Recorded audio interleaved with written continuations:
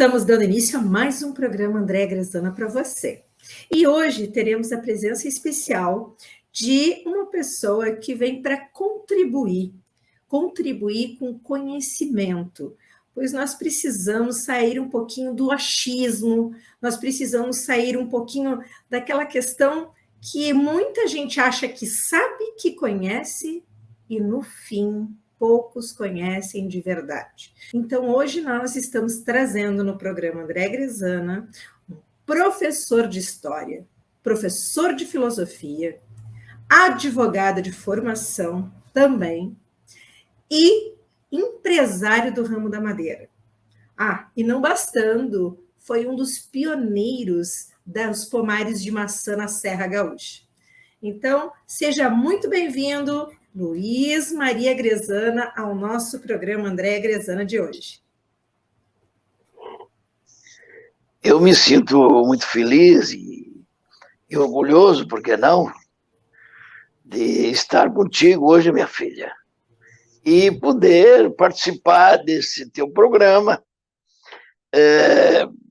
que certamente ele está ligado às ações que tu já desenvolves nessa linha pedagógica de trazer o contributo de diversas pessoas para uma reflexão em comum e até mesmo, muitas vezes, também com o objetivo de ter uma divulgação de outras de matérias ligadas ao comércio, que eu sei que você faz trabalho dessa natureza, e, portanto, associando uma atividade profissional de divulgação de bens para o consumo das pessoas e, ao mesmo tempo, para o desenvolvimento das atividades intelectual e moral e ético da própria comunidade.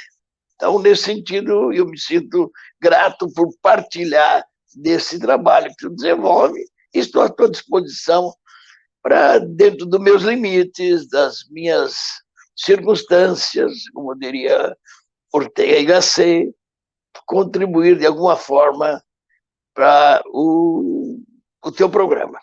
Bom, e nós ficamos muito felizes, porque como o trabalho que eu venho construindo já há alguns anos, é um trabalho sério, trazendo conteúdo jornalístico sério para a população. E eu percebo que nós estamos vivendo um momento muito que existem temas como fake news a todo momento. Tudo é fake news, é geração de conteúdo impróprio, são ofensas, agressões, e nós estamos num momento que a gente precisa dar valor e trazer conteúdo sério e trazer orientação para a população. As pessoas, elas estão muito carentes de conteúdo histórico. Hoje existe uma falta de cultura histórica dentro da nossa sociedade. As pessoas pouco desenvolvem o laço com o que aconteceu no seu passado, no passado dos seus antecessores. E eu gostaria muito de iniciar hoje nesse tema, e nós queremos convidá-lo para outros momentos também, trazer, inclusive, quero estar iniciando um quadro que é trazendo histórias reais com o nosso querido professor Luiz Maria Grezana. Mas hoje o tema e a abordagem é um momento muito propício e importante, ao qual nós precisamos trazer esse tema que muitos adversários em benefício de tentar apaziguar, né, as suas atitudes, né, hoje, começa a trazer esse tema de volta, dizendo como se não fosse contra o aborto. E nós sabemos que o comunismo, que o PT é totalmente a favor do aborto, e nós, cidadãos de direita, cidadãos de bem, nós precisamos nos posicionar, e nada melhor do que conhecer e saber um pouquinho sobre esse tema com quem realmente defende, escreve, já tem uma literatura, tem um livro com esse tema já publicado há muitos anos atrás, sobre o aborto. Então, peço que hoje nos agracie com o seu conhecimento e nos traga um pouquinho mais de referência sobre essa questão do tema aborto. Olha, minha filha, eu tenho muita satisfação de comentar sobre essa matéria, até porque, para mim, ela é um assunto que caracteriza o diferencial profundo entre aqueles que têm como origem da sua formação teológica o livro, a Bíblia, aliás, um parênteses, o próprio nome Biblos vem de uma cidade da antiga Fenícia, Biblos, daí vem a Bíblia. Essa Bíblia é o documento que retrata o fundamento essencial do procedimento, tanto do ponto de vista ético quanto moral. Na verdade, uma vez que é da minha natureza, da minha vocação, porque fui durante anos professor, retomar a minha função didática, porque há mais de 10 anos eu não tenho mais me ocupado dessa atividade pedagógica, embora seguidas vezes sou convidado, sobretudo pelos centros de tradições gaúchas, para tratar sobre as origens da cultura gaúcha, remontando ao período missioneiro, à Revolução Farroupilha, os conflitos do final do século passado, ou melhor dito, do século retrasado. E nessa tarefa eu retomo aquela minha vocação didática. Nesse momento, eu até há poucos dias eu estava observando que há uma nova vertente que está surgindo na televisão, de que hoje se retoma certos assuntos de natureza pragmática, bem verdade, usando como instrumentos de acesso ao público, ao consumidor, a televisão, isto é, um método de transmissão de conhecimentos através dos meios eletrônicos. E aquilo me despertou até um desejo de reconstituir alguma coisa, por exemplo, sobre um texto que eu ainda não publiquei, mas que eu já tenho elaborado há anos, e que seria exatamente sobre a arte de bem pensar, a lógica formal e, quiçá, a lógica material. Por quê? Porque eu estou estupefacto, surpreendido e até mesmo assim impressionado ao acompanhar as decisões de autoridades de nível federal, das instâncias mais superiores, são tidos como autoridades na área jurídica. Todavia, ao me deparar com a estruturação da lógica, do raciocínio, da articulação do pensamento para chegar a uma conclusão, são de uma profunda carência lógica. Não o chamaria de analfabeto lógico, mas sou tentável a considerar que dificilmente passariam num exame criterioso de avaliação da capacidade de ingresso em numa faculdade de filosofia.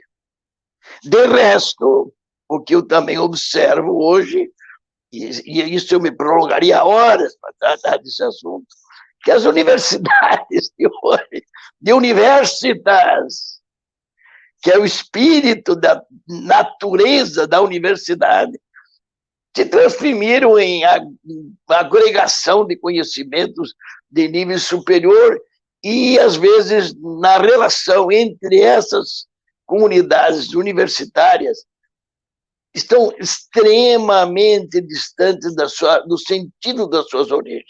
Formam técnicos, mas não universitários. Não pessoas que têm uma visão de uma cultura universal. Ora, isso tudo me provoca novamente essa questão de nós trabalharmos, desde logo, as questões fundamentais da, da, da questão da aptidão do ser humano de pensar, de como pensar corretamente, de como saber estabelecer um diálogo verdadeiro em que alguém receba a informação, critique, no sentido filosófico, a informação, construa um diálogo entre o que comunica e o que recebe e vice-versa, para que se chegue a algum termo comum. E então retomo a questão agora sobre o assunto inicial, que é a questão do aborto. É incrível, é absolutamente incrível que as pessoas cristãs, como eu falei, originários do livro, me refiro a todos os descendentes de Abraão, de Isaac, de Isaú e Jacó, dos descendentes de Israel, que são descendentes de Jacó, de toda a família hebraica, de toda a família cristã que nasce dentro de uma tribo de Judá, entendeu? De todas as famílias dos crentes que são protestantes, de todos os muçulmanos. O que é espantoso, que as pessoas não se apercebem que aí há questões radicais definitivas.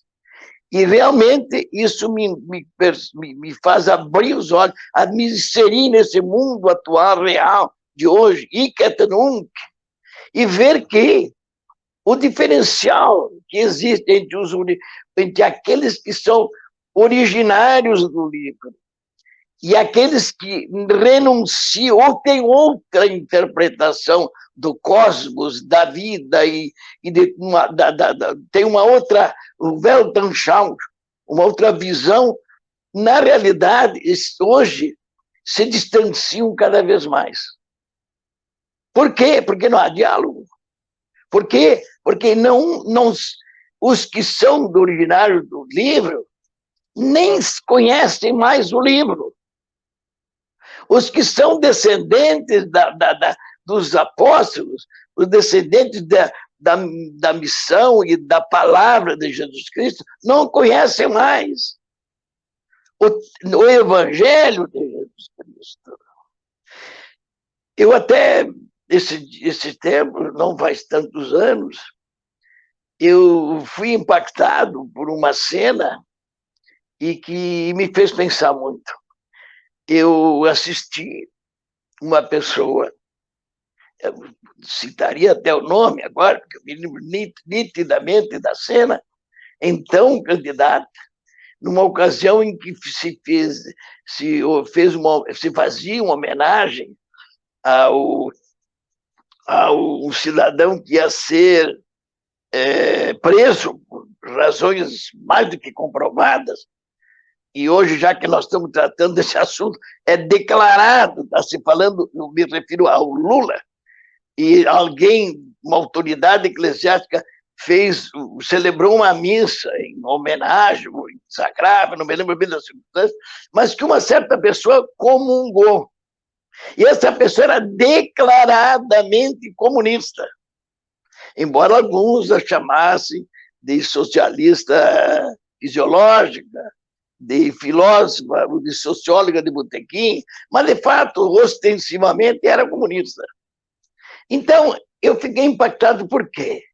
Porque aquilo, para mim, era um sacrilégio, uma pessoa comungar, receber a hóstia, na qual o espírito de toda a nossa tradição originária dos apóstolos é que naquele pão está presente Jesus Cristo. Não é uma figura simbólica, mas sob as espécies de pão e de vinho está Jesus Cristo. Aquilo me impactou de tal maneira que eu tinha vontade de chegar às vias de fato, se me fosse dado chegar às proximidades. Tanto impacto que me provocou. Evidentemente que eu teria o controle emocional e de controlar meus impulsos. Mas alguém me falou naquele mesmo dia, Mas tu não percebe, Gresana, essa pessoa não tem noção nenhuma do que ela fez.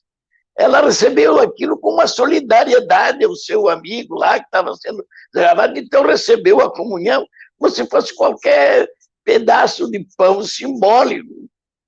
Não é incrimine disso, ela não foi catequizada. Ela não sabe o que está fazendo. Ela foi solidária. E aí eu me pergunto, será que hoje nós estamos vivendo aqui no Brasil, nessa época, uma realidade tal de que as pessoas não sabem o que estão fazendo quando se trata de assuntos de fé? E que o público em geral não é catequizado.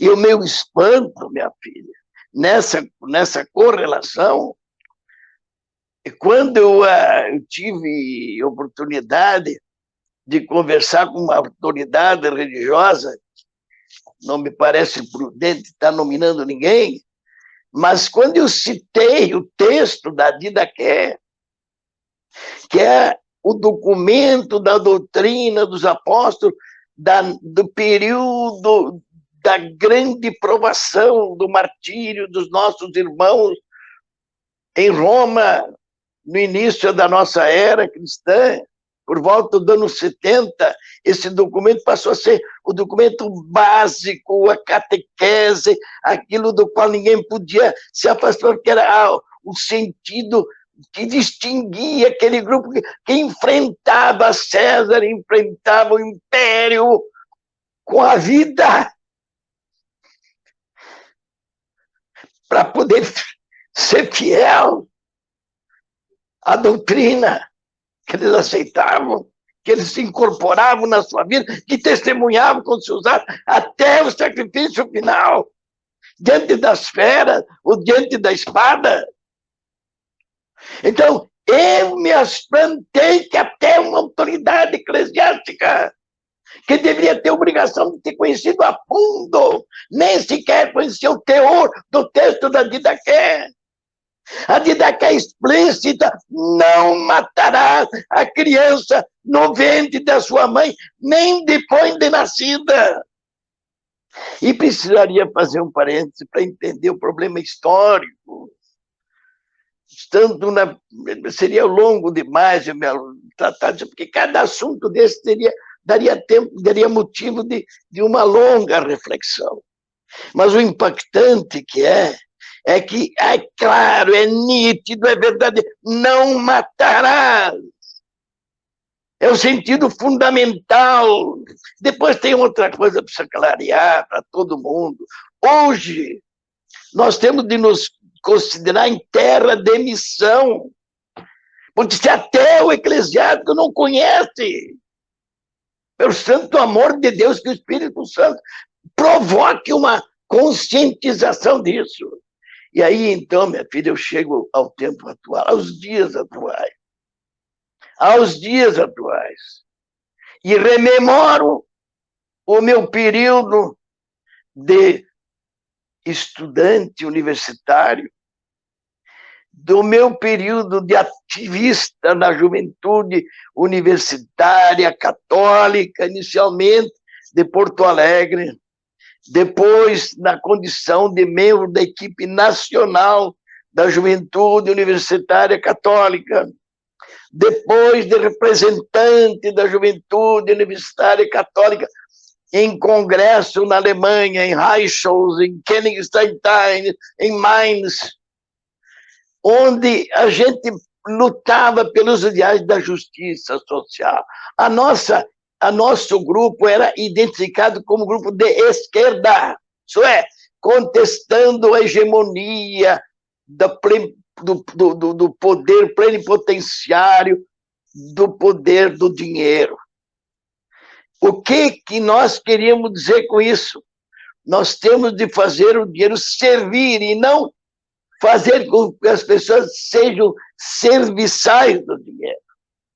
Nós lutamos exatamente para demonstrar na nossa ação que os nossos ideais, fela chrétienté, como diria Muriel, que os nossos ideais do Congar, os nossos ideais dos teólogos que nós introduzimos na nossa linguagem e tentamos traduzir na realidade brasileira, tinham a noção de que o principal, o sagrado, é a vida.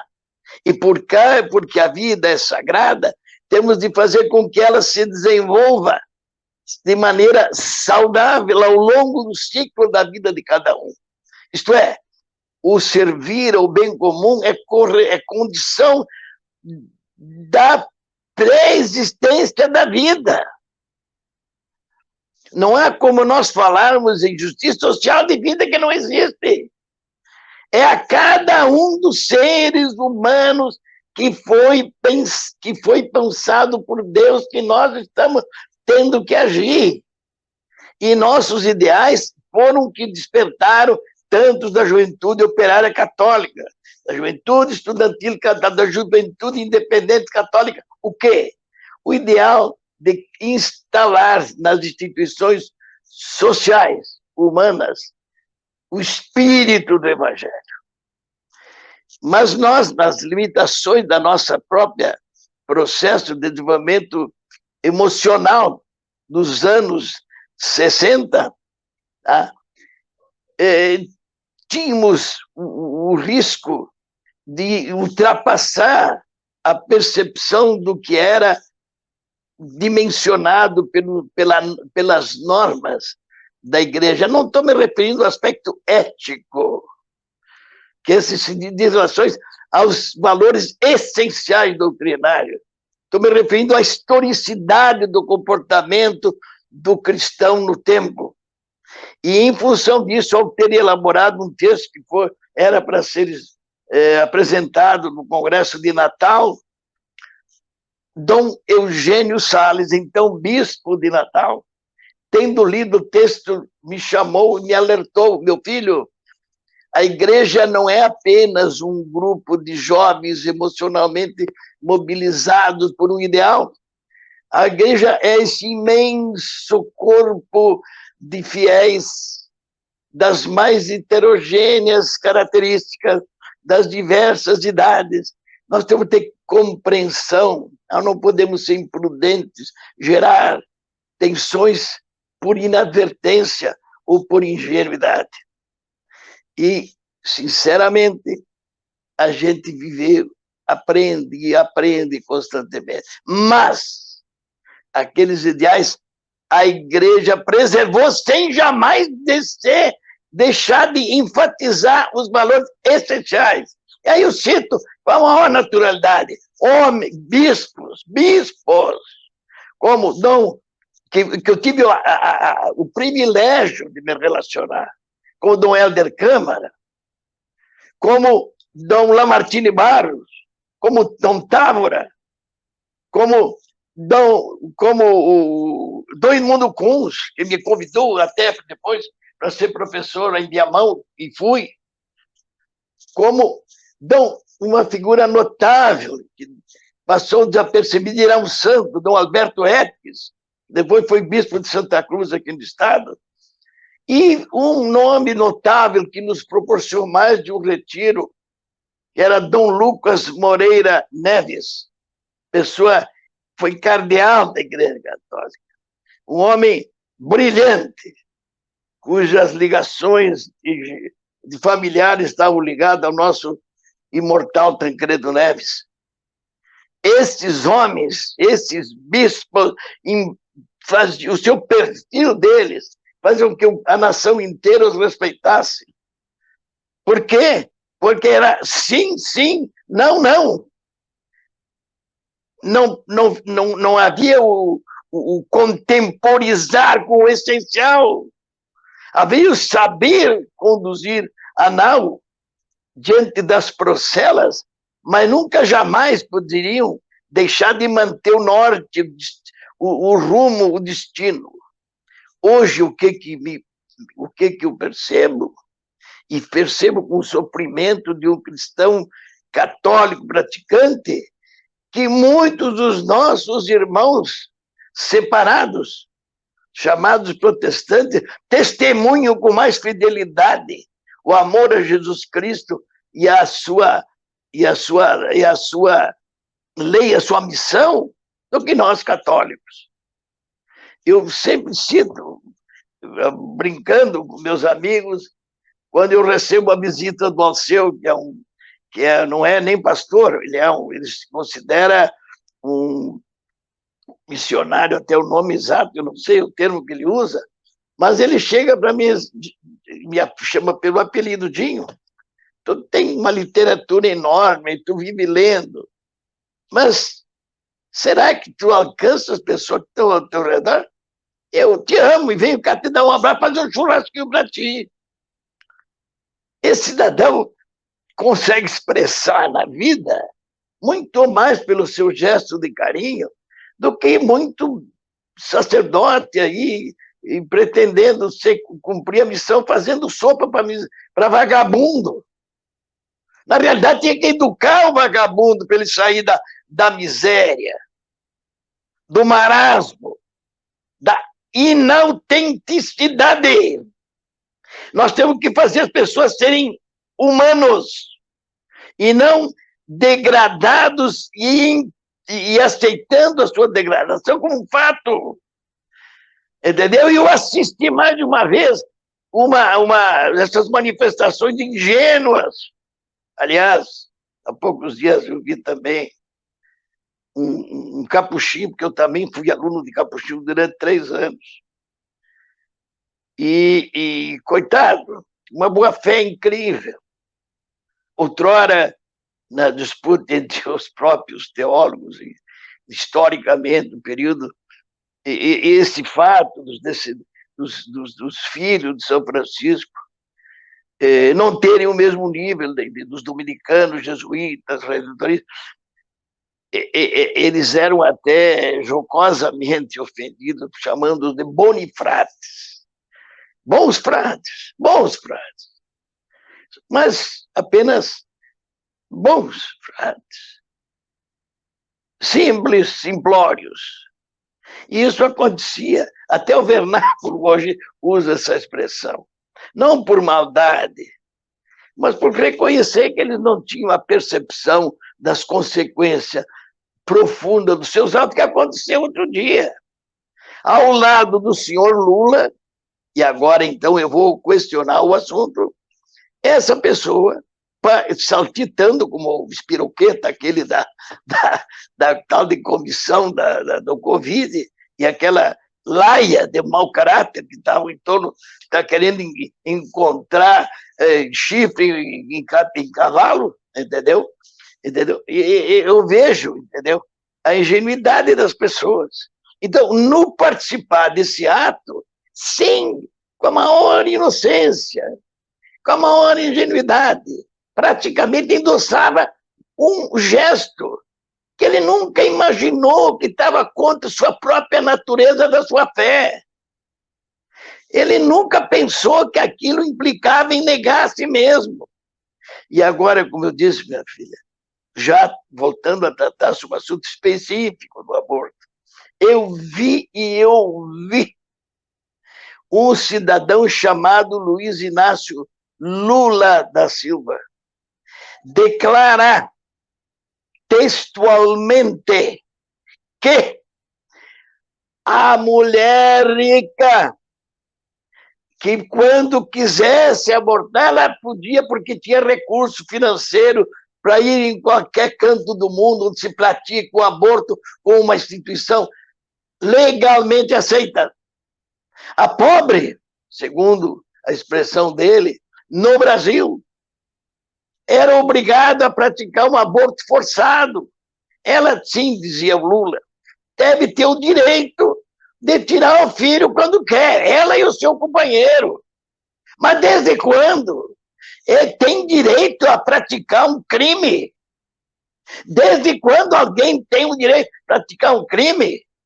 E, aliás, a legislação brasileira já está comprometida, porque as pessoas não se aperceberam que a igreja, no momento que devia ter levantado, permitiu que se aprovasse uma lei que era anticristã. O próprio aborto legalmente reconhecido, mas ele é criminoso. Então nós temos que ter clareza. Ou você aceita a vida porque ela é transtemporal, isto é, ela nasce muito antes do nosso nascimento no tempo, e vai progredir eternamente, porque nós cremos na vida, que Deus é a vida, e a vida se transfere pelo próprio amor, porque o amor é o que encerra e mesmo que alguém me confronte para dizer não, mas um ato de agressividade, ele não caracteriza amor. Essa própria afirmação não pode ser gratuitamente aceita, sem ser identificada. O que quer dizer agressividade? Em que termos se caracteriza? Como é que tu caracteriza o estupro? E não generalizar como se faz, fixando a idade como fator determinante disso. Há poucos dias, voltando a tratar desse assunto, eu procurei averiguar a idade das nossas bisavós. No nosso caso, a mãe da nossa avó, por pai de mãe, tinha 14 anos. Ela nem sabe quem foi o pai. E nós estamos aqui graças a ela, que não nos rejeitou, sem pai. Entendeu? E eu me lembro muito bem, isso para nós é sagrado, minha filha, eu evoco isso para ti. Não foi de um Gresana, que é o descendente do meu pai, mas do pai da minha mãe, do Della Justina, meu avô Andréia, Della Justina, que dizia l'onore, tio. L'onore, a honra. Siamo partiti col nostro onore.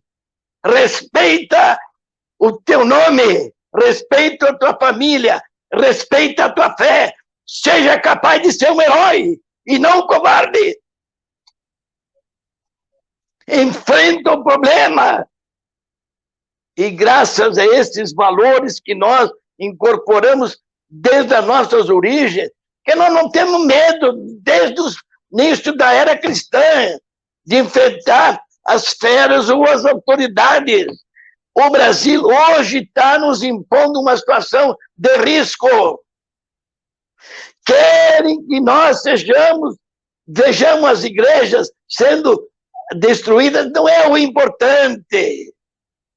As igrejas nós as reconstruiremos, porque nós temos a criatividade. Entendeu? Agora, esse que é sacrificado no berço da sua mãe, no ventre da sua mãe, quem nos dará ele de retorno?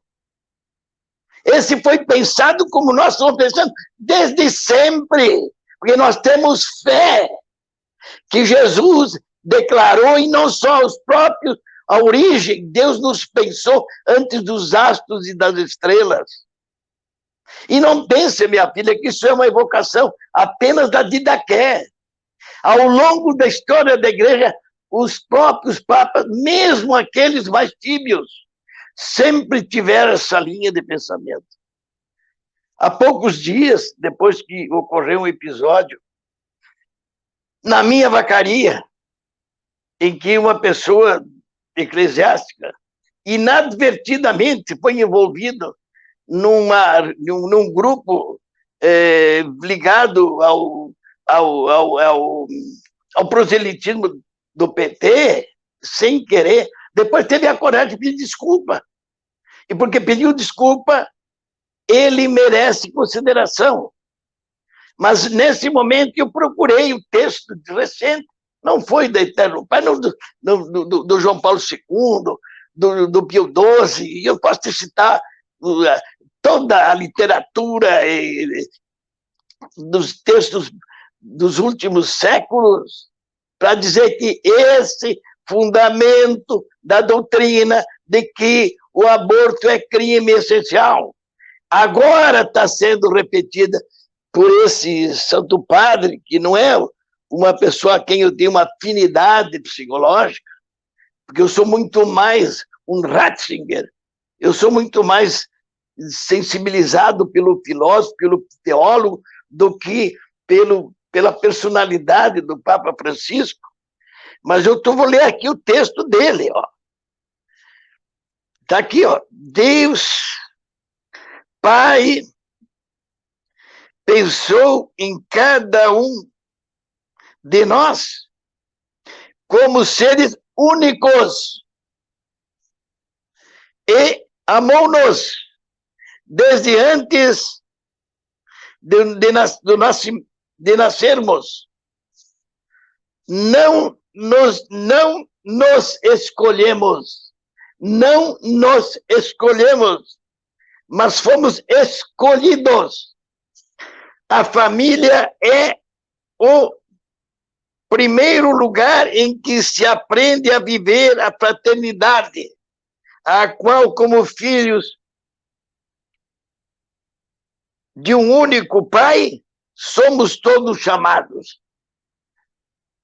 Esse texto é de agora, de recente. Isto é, não tenha a desplante o cidadão chegar e dizer que foi recebido pelo Papa, como recebeu um endosso das suas manifestações caóticas, como disse, aliás, o bispo de São Paulo, que de católico ele não tinha nada, tinha de caótico. Não lembro o nome do bispo, mas foi claro, a imprensa divulgou. O Lula é caótico, não é católico. Entendeu? Então, quando eu vejo isso, e não percebo como um fiel cristão católico, que os senhores bispos, que têm autoridade de falar em nome da igreja, não se manifestam explicitamente, sem qualquer temor de qualquer represália, e digam realmente: a criança não pode ser morta no ventre da mãe, nem depois de nascida, como diz a Didaqué, que muitos deles nem sequer leram. Perdão, talvez não tenham lido. Por quê? Porque nós não precisamos mais de covardes. Nós temos de ter pessoas que sejam capazes de enfrentar as dificuldades. Então, minha filha, aborto é crime. Aborto é incompatível com a doutrina. Aborto, minha filha, eu te digo para encerrar essa manifestação que passou a ser emocional, aborto é incompatível com alguém que se diz cristão. Rasgue o seu documento de batismo, diga que tu optou por outra alternativa, que também terá de ser respeitada, mas não cristão.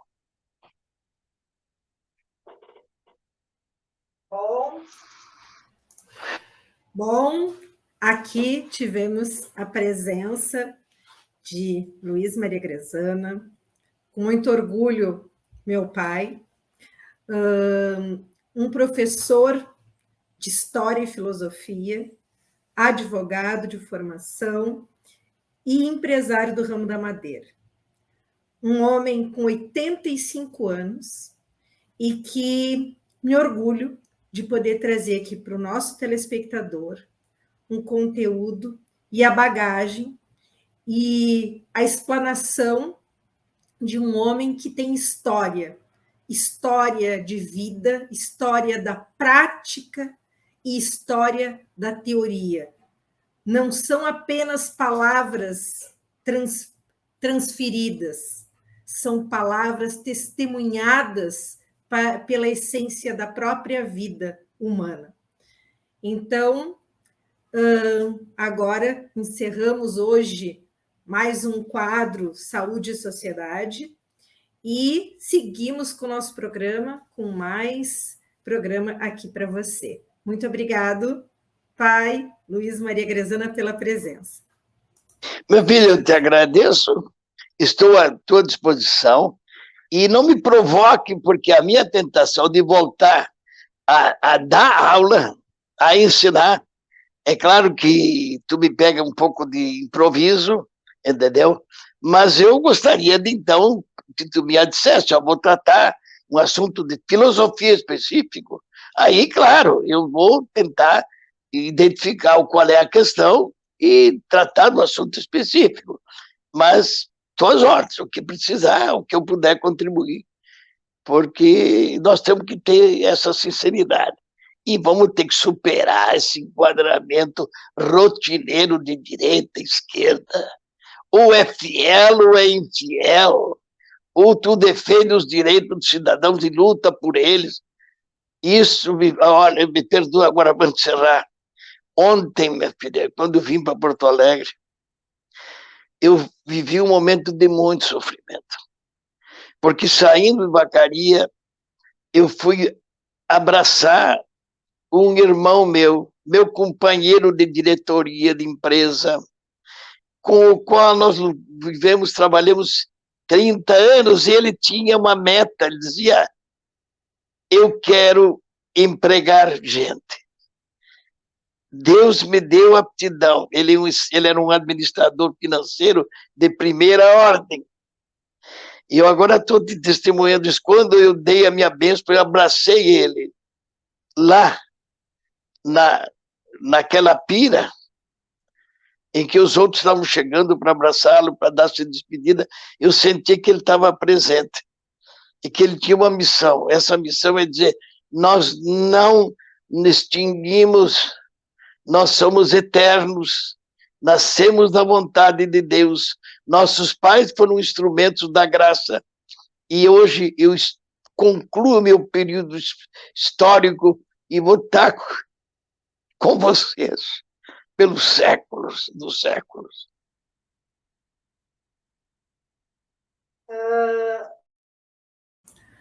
É com tristeza, né? Inclusive, deixo o nome dele para que as pessoas saibam que nós perdemos um irmão, mas temos um anjo lá, que era o Cláudio Cardoso de Matos.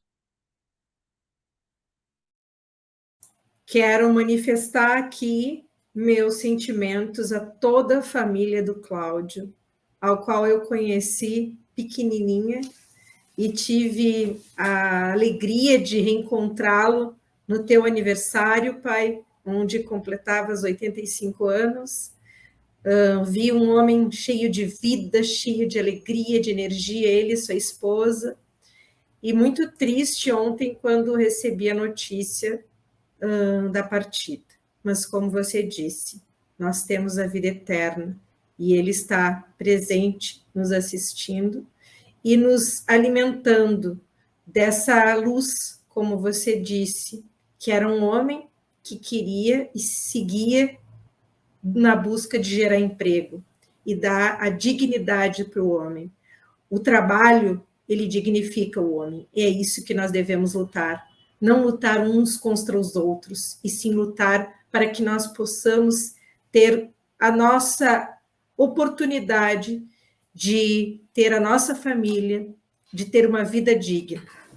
E é essa mensagem que nós deixamos hoje aqui, encerrando mais um quadro, mais um programa Andréa Grezana, e seguimos aqui com mais programas. Vamos para os comerciais. Obrigada. Aqui na Soul TV você tem criatividade, transformação, entretenimento, informação, tecnologia e interação. Compartilhe com seus amigos e família gratuitamente a apenas um clique de distância. Vamos pegar como exemplo Jorge, que está assistindo a um dos clássicos no canal de filmes Soul Cineclube em seu celular. Basta clicar na tela e se dirigir à setinha que aponta à direita. Depois, é só escolher uma rede social. Ele escolheu mandar para sua esposa pelo WhatsApp. Viu só? Ela recebeu o link e já pode acessar de onde estiver. Se ela não tiver o aplicativo, é só instalar e aproveitar. Soul TV, de graça e com o controle em suas mãos.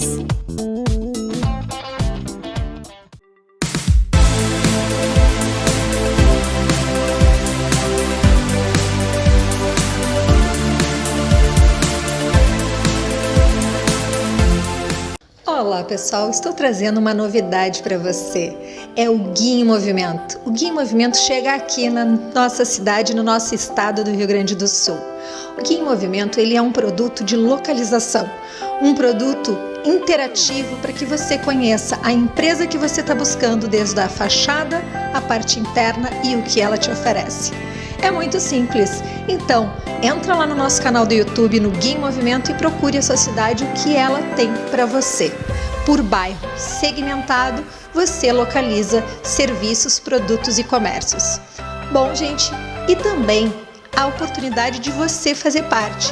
Entre em contato conosco, coloque a sua empresa dentro do Guia em Movimento e seja localizado e buscado na busca do Google e do YouTube. Vem comigo, Guia em Movimento com você.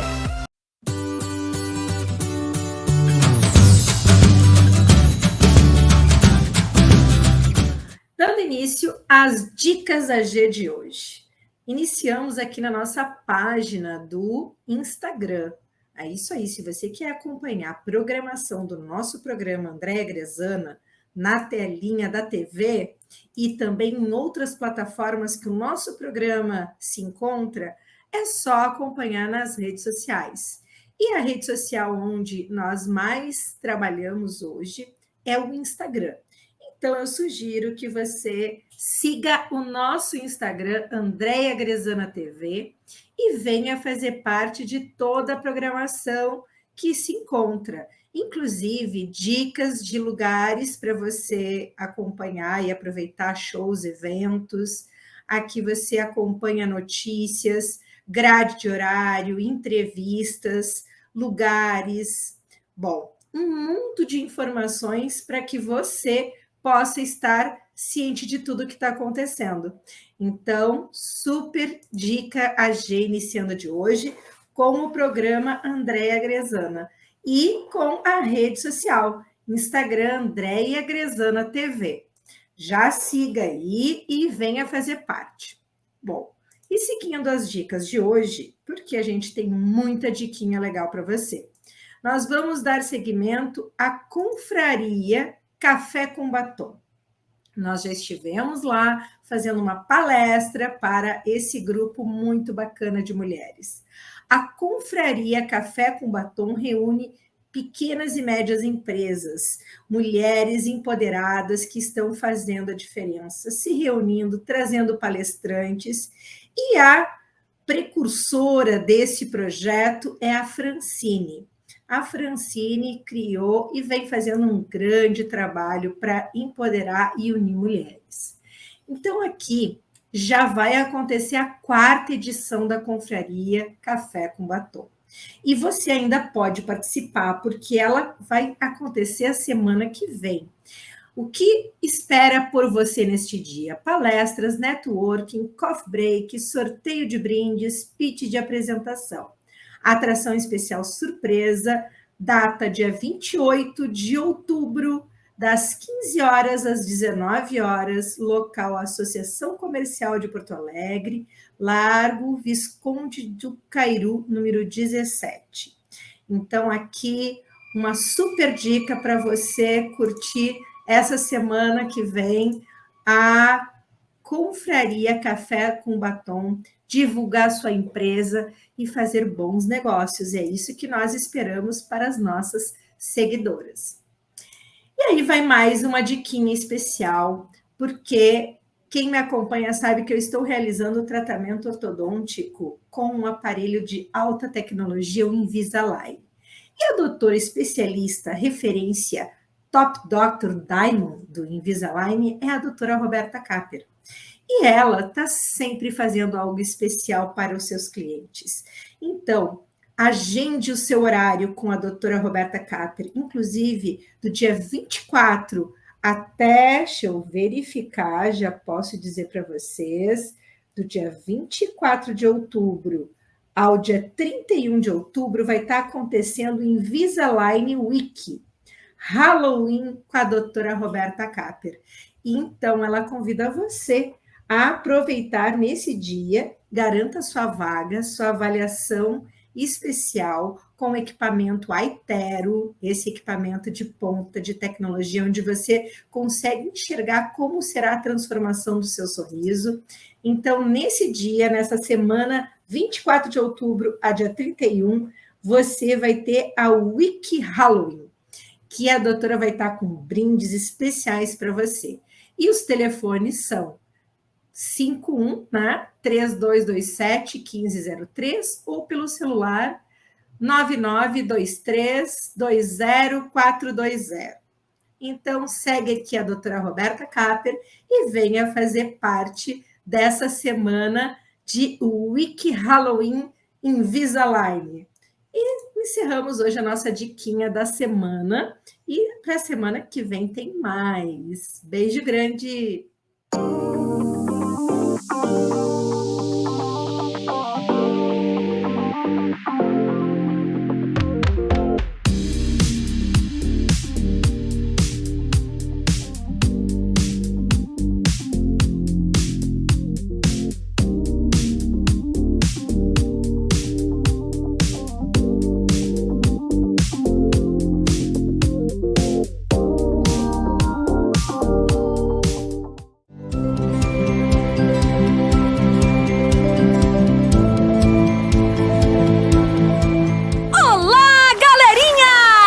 No episódio de hoje, eu trouxe a lista dos 10 chapéus mais diferentões do mundo!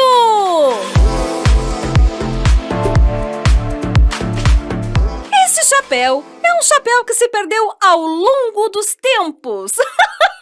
Pessoal, olha só, eu tô achando que ele parece daquele pintor famoso. Como é que é o nome mesmo? Vai daí, produção! Salvador Dalí. Da onde? Dalí. Dalí de Arroio Teixeira! Coloca aí, produção, próximo chapéu! Gente, que coisa mais fofinha, mais estranho, né? Eu fico imaginando quando que eu usaria ele. Já sei! Num trabalho da escola quando o prof pedisse uma maquete! Eu usaria pra cuidar do meu hamster. Pode ser também! Imagina um hamster fofinho dentro daquela casinha bonitinha. Agora na tela o próximo chapéu! Sabe quem é que gostaria desse chapéu? O Pangaré! Certa resposta! Se bem que ele comeria o chapéu. O próximo chapéu, bota aí na tela, produção! Isso são pedras verdes, né, produção? Não existe pedra verde. Pode ser limo. Gente, então roda o próximo chapéu aí! E vamos para o quinto chapéu de hoje! Ai, gente! Olha só que chapéu mais fofinho! Bem diferente do Ronald, né? Mas o Ronald também é fofinho, né, produção? Peraí! Já teve um chapéu de cavalo e um chapéu de pato. Não vai ter um chapéu de vaca não, produção? Peraí, tô procurando só um pouquinho. Tá na tela! Gente, olha só, chapéu de malhada está na moda, mas esse daí tá muito engraçado, né? Vamos combinar. Ui! Isso é um chapéu mesmo, produção? Aham. Quantas mãos tem ali, gente? 1, 2, 3, 4, 7? 9. 9? Uhum. Se bem que, se eu precisar de uma mãozinha, é só pedir pra ela, né? Agora vamos para o 8º chapéu da nossa lista! Coloca aí, produção! Hã? Não. Isso não é um chapéu, né? Se bem que parece uma touca. E vai na cabeça, então tá valendo. Digamos que é um chapéu pensante. Hã? Coloca aí o próximo chapéu, produção! Ó! Galera! O que vocês acham, hein? O chapéu-bolsa, bolsochel ou chapolsa? Bem, pra quem gosta de combinar bolsa e chapéu, que nem a minha amiga Clementina, até que serve, né? E vamos para o 10º e último chapéu! Coloca aí, produção! Para tudo! Esse é um chapéu de milhões! Se bem que parece um pacotinho de presente, né, produção? É o chapéu da rainha. É o chapéu da rainha! Eu amei! É o meu preferido!